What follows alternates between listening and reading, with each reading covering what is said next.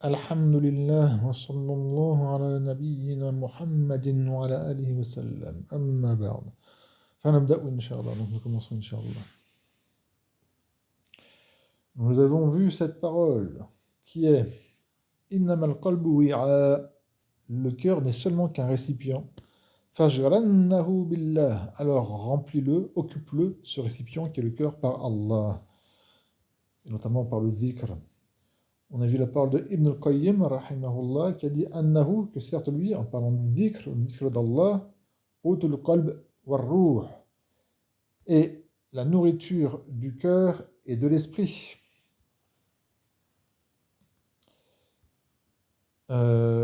Excusez-moi, c'est la nourriture du cœur et de l'esprit, c'est ici. Hop, j'essaie de récupérer ça. Voilà. Ici. Qutul qalbi war ruhi. Le dhikr d'Allah, c'est la nourriture du cœur et de l'esprit. On a vu aussi la parole de Makhul al-Tabi'i, rahimahullah, où il a dit dhikrullah shifa. Le dhikr d'Allah, c'est un remède. Le dhikr al-nasida, et le fait de faire le dhikr des gens, c'est un mal. C'est une maladie du cœur. Toujours citer les gens, même si c'est pour les critiquer, tout ça, et qu'ils doivent être critiqués, le fait de trop les critiquer, trop penser aux gens, c'est un mal. Maintenant, on va prendre un hadith, une parole du prophète, sallallahu alayhi wa sallam. Donc, c'est un hadith qui est marfou'. قال النبي صلى الله عليه وسلم. Allah, c'est pour commencer une parole, c'est pour demander aux gens qui écoutent leur attention. Comme si on dirait en français, oh, ouais, inna fil jasad, et certes, fil jasadi, dans le corps, fil jasad, donc inna, comme vous le savez, vous devez le savoir, c'est un adat nasb wa tawkid, c'est une particule, un harf, notamment, qui rend mansoub son ism inna, et qu'il a pour le tawkid, pour la confirmation. Fil jasadi. Fi c'est harf jar, al-jasadi ism majrour. Alors, est-ce que fi ou al-jasadi ou fil jasadi c'est le ism inna? Ce n'est pas possible. Il faut que ce soit un ism, donc il va venir plus tard. Ala wa inna fil jasadi mudra. Alors, mettez bien les harakat, je ne les ai pas mis parce que moi je le connais, il n'y a pas de problème. Mudra, il y a un dhamma sur le mim, un sukun sur le dad, un fatha sur le ghain, et le tamarbouta, il y a quoi sur le tanis mutaharrika? Eh bien, il y a deux fatras, mudratan et mudratan, donc c'est mudratan avec deux fatras sur mudra. Alors, mudra veut dire un morceau de chair. Donc, on répète la parole du prophète, sallallahu alayhi wa sallam, il a dit ala wa inna fil jasadi mudratan. Alors, et certes, il y a dans le corps un morceau de chair. Donc, mudratan, c'est le ism inna. C'est pour ça qu'il est mansoub. Et fil jasadi, shab jumla, c'est le khabar inna. Bien que, en réalité, le khabar inna, ce n'est pas fil jasadi, mais il est mahdhouf juban.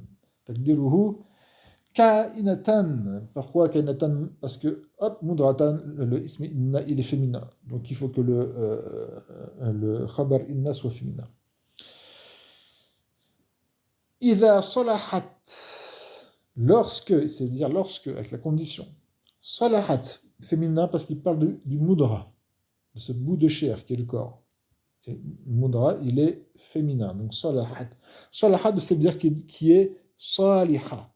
D'accord? Je reviens avec ce mot, on a déjà vu ce mot, saliha. As-salihun, suivant le contexte, il peut avoir plusieurs sens. Mais le sens de base pour toute chose, c'est-à-dire est bon. Donc, iza salahat, donc si ce morceau de chair est bon, salaha al-jasadu kulluhu. Alors, qu'est-ce qui se passe? Salaha, ce verbe-là, vous voyez, il est au mardi. Il est au mardi, salahat. C'est pas iza tasluhu. C'est salahat. Il est au mardi. Mais ça veut dire le futur, parce que iza implique une condition. Si associé alors cela, mais seulement dans les participe, mais pas lorsque ou quand. Parce que iza, c'est pas un harf, c'est un ism qui indique pour le zaman mustaqbal. Alors, on peut utiliser, et c'est plus fort, un verbe qui est au mardi, donc qui a la forme du mardi, mais qui, en fin de compte, veut dire le futur. Et sa réponse, pareil, salaha, c'est un verbe qui est au mardi, mais par lequel on veut le futur. Donc, les salaha, lorsqu'il est ce mudra, qui est féminin en arabe, pour ça que salahat, hein, lorsqu'il est bon, alors le corps tout entier, salaha, est bon. Salaha, c'est le fi'l, al-jasadu, c'est le fa'il. Kullu, c'est le tawkid, ça fait partie de tawabir al-khamsa. Et les mudaf, walha, mudaf ilayh. La contradiction, alors le corps tout entier est bon. وإذا fasadat, et lorsqu'il est fasadat, al-fasad, du verbe fasada, yafsudu, fasad, al-fasad. Suivant le contexte, fasad, c'est-à-dire corruption ou autre. Là, on peut dire par corruption, on peut dire par le fait qu'il se pourrit, etc. Là, on va dire, par exemple, corrompu. Et lorsque ce morceau de chair il devient facide, et facida, parce que je répète, c'est féminin, donc il devient corrompu. On dit aussi d'une viande, fasada al-lahmu, la viande, fasada, on va bien dire qu'elle est corrompue, mais elle est devenue avariée. Donc suivant vers fasada, suivant avec quoi on va l'utiliser, on va traduire en français par un mot qui lui convient. Si on parle d'une viande, d'une nourriture, on va dire avariée. Là, pour le cœur, pour le morceau de chair, on peut dire, si vous l'avez, par exemple, je dirais corrompu. Donc, et ce morceau de chair, il se corrompt, qu'est-ce qui se passe? Fasada al-jasadu kullu, alors le corps tout entier, fasada, se corrompt. Alors, kullu, il y a un ha à la fin, hop, on ne dirait pas parce que vous savez, c'est comme en français, quand on écrit vite, vu qu'on a l'habitude d'écrire vite, des fois, hop, il y a des lettres où on les fait mal. Là, il y a kul, d'accord, il y a kul, et à la fin, hop, il y a un damma, kulluhu. Et pareil, kullu, c'est tawkid, il est mudaf, ou ha qui est ici, mudaf ilay. Ala wa hiya al-qalbu. Alors, wa hiya, et elle est, ce morceau de chair, ce mudra, c'est féminin, al-qalbu. Donc, hiya, c'est tout simplement, hiya, c'est tout simplement le mubtada, et qalbu, al-khabar. Hein. C'est le cœur. Ce hadith, c'est muttafaqun alayhi, donc il est rapporté par Bukhari et Muslim dans leur sahih. Je le répète, Inch'Allah, bi'idhnillah ta'ala. Et comme vous devez le savoir, le prophète, sallallahu alayhi wa sallam, répétait 3 fois, quand il parlait, il répétait 3 fois afin qu'on le comprenne bien. Donc c'est bien, notamment, quand on dit un hadith, de le répéter 3 fois, afin qu'il soit compris. C'est notamment Anas radhiyallahu anhu qui nous informe de ceci, de cette habitude du prophète sallallahu alayhi wa sallam qui avait l'habitude de répéter 3 fois ses paroles afin d'être bien compris. C'est rapporté par Al-Bukhari. Donc quand je fais le yarlab, etc., en fin de compte, je le répète plusieurs fois. Ça nous permet de bien le saisir. Et je vais le répéter sans m'arrêter. Ala wa inna fil jasadi mudratan. Idha salahat salah al jasadu kulluhu. Wa idha fasadat fasada al jasadu kulluhu. Ala wa hiya al qalbu. J'ai fait avec toutes les harakats qui ne sont pas marquées, mais je vais dire. La traduction. Oh, et certes, dans le corps, il y a un morceau de chair. S'il est bon, lorsqu'il est bon, alors le corps tout entier est bon. Et s'il est corrompu, alors le corps tout entier est corrompu. Alors c'est quoi ce morceau de chair? C'est le cœur. Faire très attention au cœur, c'est primordial. Tout est basé sur le cœur. C'est l'origine des choses, tous les péchés. Les péchés du cœur sont plus durs que les péchés du corps. Maintenant, un verset. Donc Allah Azza wa Jal dit يوم لا ينفع مال ولا بنون إلا من أتى الله بقلب سليم. Alors, j'ai pas mis toutes les harakats, donc Yoma. Yoma, c'est un zarf zaman. Donc, c'est mafoul fi, que je vous rappelle que mafoul fi se divise en 2 catégories, zarf zaman et zarf makan. Et les mudaf. Le mudaf, il est où? Eh bien, c'est la phrase verbale. La yanfa'u malun wala banoun. C'est la phrase verbale qui est mudaf ilay. Le mudaf est obligatoirement un ism, mais le mudaf ilay peut être un ism ou une phrase verbale. Ce n'est pas là le mudaf ilay, mais c'est la phrase. Une phrase verbale ou nominale. Hein. Donc le mudaf, c'est obligatoirement un ism, mais le mudaf ilay, c'est un ism ou une phrase, ou une jumla. Donc yoma mudaf, et la phrase verbale qui vient après, elle est mudaf ilay, fi mahal jar, dans l'état de jar. La yanfa'u, du verbe nafa'a yanfa'u, mettez la harakat, vous allez dans la sourate Ash-Shu'ara, sourate les poètes, le verset 88 et 89, si vous voulez voir vraiment les harakats. La yanfa'u malun, aucun, donc avec le fa, là, ce jour-là, donc Allah Azza wa Jal parle du jour de la résurrection, le jour où il y aura des comptes à rendre, tous les comptes.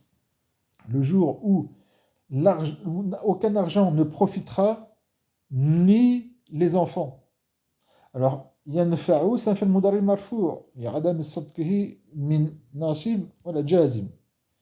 Et ma'aloun, c'est le fa'il, tout simplement. C'est le fa'il du verbe yanfa'u.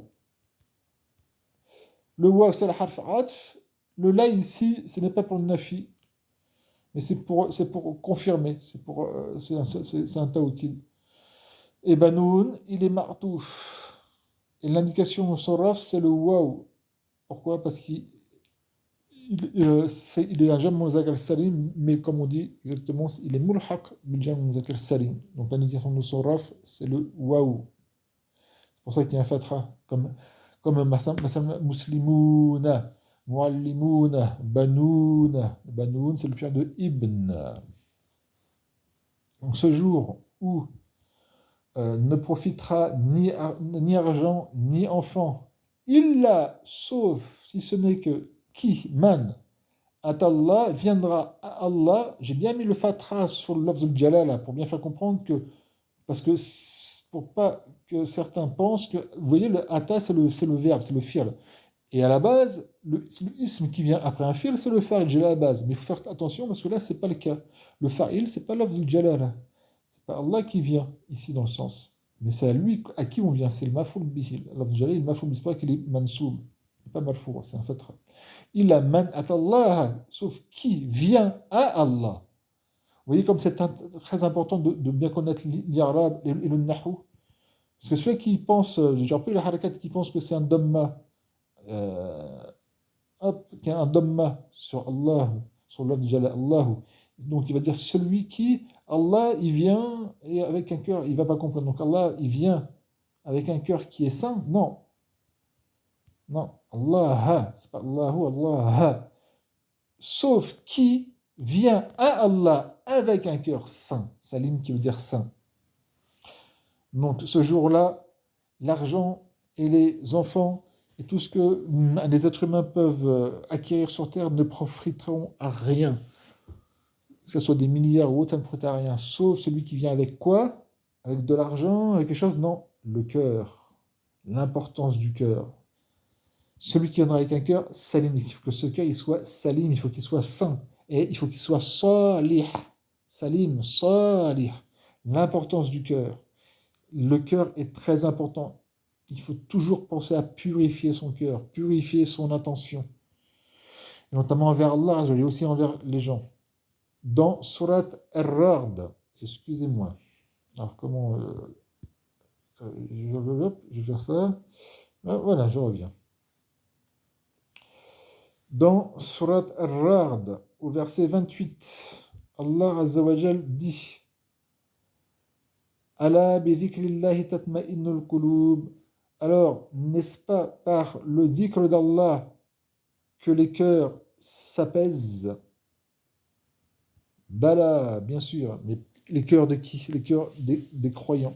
Les cœurs des croyants, il faut aller lire aussi dans la sourate Ar-Ra'd, qui est le tonnerre. Au verset 28, lisez les versets qui sont juste après et qui viennent après et qui sont avant de ce verset-là. Vous comprendrez qu'Allah parle des cœurs des croyants. Les cœurs des croyants s'apaisent par le dhikr d'Allah Azza wa Jal. Et on parle encore ici des cœurs. D'accord? Al-Qulub, c'est le pluriel de Kolb. Le prophète, il parlait du cœur. Allah Azza wa Jal, dans ce verset, parlait du cœur. Ici, il parle des Al-Qulub. Ibn Qayyim, rahimahullah, parlait du cœur. D'accord? Avant, on parlait encore du cœur. Toujours le cœur, c'est très important. Le cœur est très important. Comme a dit le prophète, sallallahu alayhi wa sallam, si le cœur est sain, alors tout le reste est sain. Et si le cœur est mauvais, alors tout le reste est mauvais. Donc il faut combien, quand on a fait l'exemple par rapport au corps, il faut comprendre notamment les actions. Il y a le cœur et les actions. Si le cœur est mauvais, les actions seront mauvaises, même s'ils sont apparentes bonnes, qui est l'exemple que là nous en préserve du al-mura'i, al-riya, celui qui fait les choses avec ostentation. Par exemple, quelqu'un qui fait la prière, qui jeûne, afin qu'on dise, oh, cette personne prie, oh, cette personne qui jeûne. L'acte en lui-même, le fait de jeûner, de faire la prière, oh, ben, on est en train de parler du dhikr, le fait de faire du dhikr, en elle-même, cette chose est bonne. Mais si la personne qui fait du dhikr, ou qui fait qui jeûne, qui fait du talab al-ilm, qui fait la recherche, qui apprend la religion, etc., s'il fait ça, cette action qui en elle-même est bonne, mais avec un cœur qui est corrompu, qui est malade, il fait ça pour se faire voir des autres, pour qu'on nous dise de lui, oh, c'est un talib al-ilm, oh, c'est un jeûneur, il jeûne beaucoup lui, oh, c'est un qui prie beaucoup, etc. Eh bien, cet acte-là, qui a les bases est bonne, est bon, excusez-moi, cet acte-là, en fin de compte, l'amènera en enfer au liyaz billah. Pourquoi? À cause de quoi? À cause de ce petit morceau de chair qui est le cœur. Toujours réviser notre cœur. Qu'Allah purifie notre cœur. Allahumma ighfir lana dhunubana wa tahhir lana qulubana waghfir lana dhunubana wa ahsin akhlaqana. Oh Allah, perfectionne nos comportements, pardonne-nous nos péchés et purifie nos cœurs. Subhanakallahumma wa bihamdik la ilaha illa ant astaghfiruka wa atubu ilayk.